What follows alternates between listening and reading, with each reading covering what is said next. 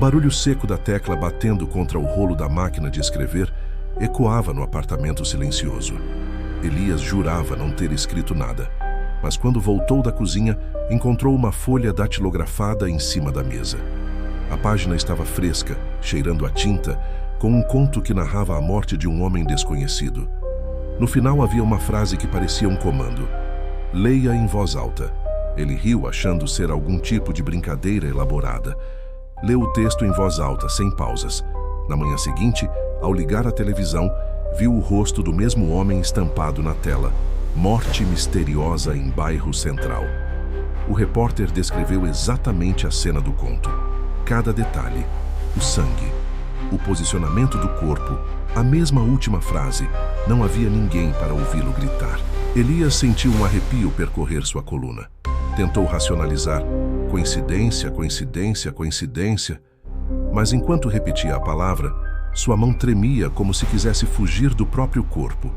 No fundo, porém, ele sabia: aquilo não era coincidência. Na noite seguinte, outra folha apareceu, sem barulho, sem aviso. Apenas lá, sobre o teclado da máquina de escrever antiga que pertencia ao pai, morto há anos. O conto descrevia agora uma mulher que sofreria um acidente de carro ao retornar do trabalho. No final, de novo: leia em voz alta. Ele hesitou, mas a curiosidade e o medo se entrelaçaram como gavinhas dentro de seu crânio. A voz dele saiu trêmula enquanto lia. Horas depois, as sirenes cortaram o silêncio da madrugada. Elias olhou pela janela e viu o clarão das luzes azuis refletidas no asfalto molhado. O carro destroçado. A mulher sem vida. Mais uma vez, igual ao conto. O terror enraizou-se nele como parasita. Começou a trancar janelas, fechar cortinas, dormir com a luz acesa. Mas sempre, todas as manhãs, uma nova folha surgia magicamente na máquina de escrever, acompanhada do mesmo comando no final. Cada conto descrevia o sofrimento de uma pessoa real. Cada leitura transformava a ficção em realidade. Elias tentou ignorar a terceira folha. Guardou-a numa gaveta trancada. No entanto, acordou às 4 da manhã com o som das teclas batendo. A máquina de escrever estava funcionando sozinha, cuspindo novas palavras. Ele caminhou até ela com o coração prestes a explodir. Na página recém-impressa lia-se: quando tentas controlar o destino se irrita. E ao final, leia em voz alta. Naquela noite, Elias decidiu que não leria. Pegou a máquina e jogou-a numa caixa, descendo as escadas do prédio às pressas. Caminhou pelos becos até chegar ao rio, onde lançou a máquina no fundo escuro e frio da água. Voltou para casa sentindo-se livre, mas quando acendeu a luz do escritório, quase desmaiou. A máquina estava exatamente no mesmo lugar de sempre, pingando água, teclando sozinha. Ele correu, mas as portas estavam trancadas. As janelas não abriam. As luzes piscavam como se algo respirasse nas paredes. A máquina imprimiu mais uma folha. Ignorar não te salva. E embaixo, novamente, leia em voz alta. Elias percebeu que não tinha escolha. Leu. Desta vez, não era a história de outra pessoa. Era a história de alguém que sonhava com palavras que o perseguiam. Um escritor que perdera a capacidade de distinguir realidade e ficção.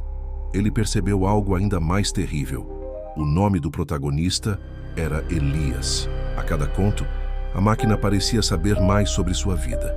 Seus segredos, seus medos, seus pensamentos mais obscuros. Começaram a aparecer detalhes que ele nunca havia contado a ninguém. A morte de seu pai, o medo de fracassar, o apartamento onde morava sozinho, odiando o silêncio. Certo dia, a página descrevia o interior da mente de Elias com tanta precisão que ele sentiu como se alguém estivesse vivendo dentro de sua pele. As palavras o acompanharam até o banheiro, até a cama, até seus pesadelos. Ele passou a ter medo de dormir, pois sonhava com teclas escrevendo sozinhas dentro de sua cabeça. Tentou pedir ajuda. Falou com a polícia. Mostrou as folhas, mas elas estavam em branco quando entregues aos agentes. Eles o olharam com pena, como se estivesse perdendo a sanidade. Quando voltou para casa, Havia uma folha nova em cima da mesa. Eles nunca vão acreditar em você. Leia em voz alta. Elias se tranca no quarto, mas a máquina continua tecendo palavras. A cada leitura, mais alguém morre. A cada morte, mais páginas surgem. É como se a máquina estivesse se alimentando da voz dele, do medo dele, da vida dele. Sem saber o que fazer, ele tenta rasgar as folhas, mas quando o papel se parte, o corte aparece em sua própria pele, como se ele e o papel fossem uma coisa só. Ele percebe que a máquina não quer que ele pare. Ela quer que ele leia, sempre.